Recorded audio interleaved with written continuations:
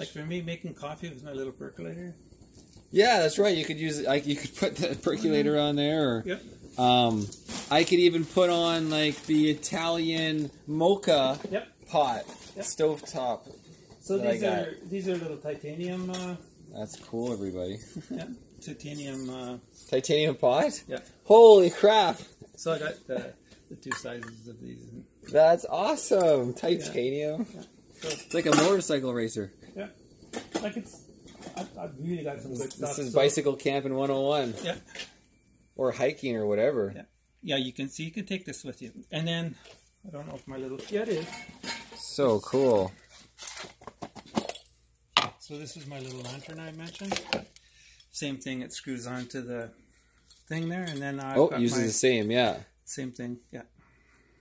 And it's the same igniter, so you just turn it up. And it just uses the same. Yeah. Where do you get these actual? What is this thing called? Any hardware store. So it's just like a. It happens to be a flat Yep. butane, propane holder. Yeah. I mean, they make the next size up, but for me, ease of carrying stuff always. And it's a good shape. Having two, then for sure, when you run out, you know, okay, I got to get a new one, but.